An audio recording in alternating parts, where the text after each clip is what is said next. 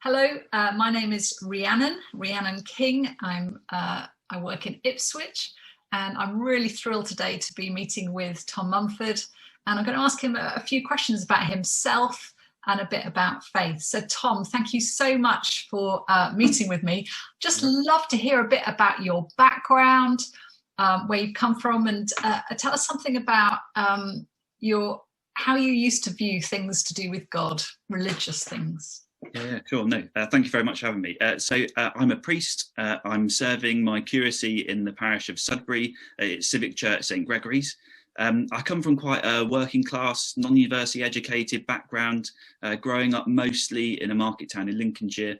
I did a few things before ordination, the most unusual and unexpected of which was serving my hometown as a local councillor. That's a long story I won't get into now. I suppose, but before I became a Christian in my early 20s, about 22, I was kind of agnostic or maybe ambivalent on a good day. But there were definitely times when I was quite confidently atheist, not least in response to some of the kind of horrors and things that I saw when I was serving in the police for a little while. But yeah, agnostic, ambivalent. So what changed? Well, I was living in York in my early 20s, and my parents came up to visit me and took me out for a Toby Carvery Sunday lunch. And about halfway through, my dad said, out of the blue, "Have you ever thought about becoming a vicar?" I won't use the actual words I used in response because we're definitely before the watershed, but it was something like, why would I want to do that? I don't believe in God, you don't believe in God. There's quite a few barriers to this. And he said he'd been chatting to a colleague in the smoking area at work who was a Christian. And he said on reflection that whatever skills or qualities he thought a vicar had, he thought he saw in me. Not that I was entirely sure that was a compliment at the time.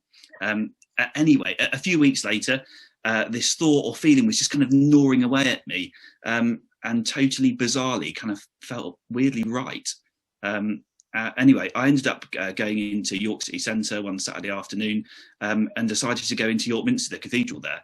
I don't know what I was kind of looking for, but I was looking for something. I kind of felt strangely lost. And just as I happened to go in, there was a service starting, which was a solemn Eucharist for All Souls Day. Not that I had any idea what that meant at the time. But anyway, I went in and I went into the service and I felt weirdly comfortable. I didn't totally disagree with what was being said. And anyway, on the way out, I decided to go and speak to one of the priests that were there. I later had a conversation with him.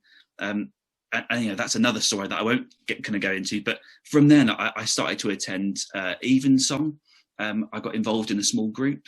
And I suppose I learned how to pray. And I learned, I think, quite countercultural for young men, that I could be accepted and loved for just being me. I didn't have to try and be anybody else. And through that time, I felt this presence, this depth of love that I was kind of, trying to. And it feels like trying to draw me in, but I felt like I met with God. Wow, what a wonderful story.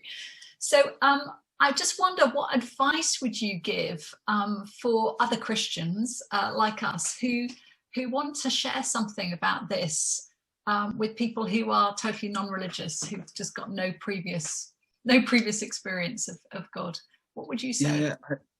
For one-on-one stuff, I think I would say definitely don't use jargon and be really aware of what is church speak and what isn't, because unchurched people don't really understand it and it can be off-putting.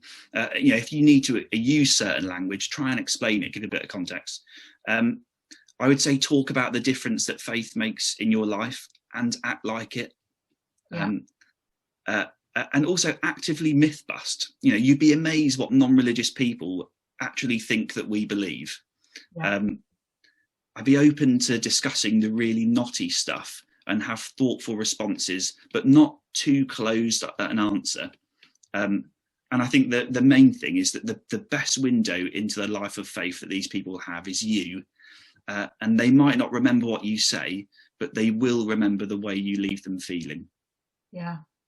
Tom, that's excellent advice. Thank you so much for your time. It's been great to hear your story. Thank you. No worries. Thank you for having me.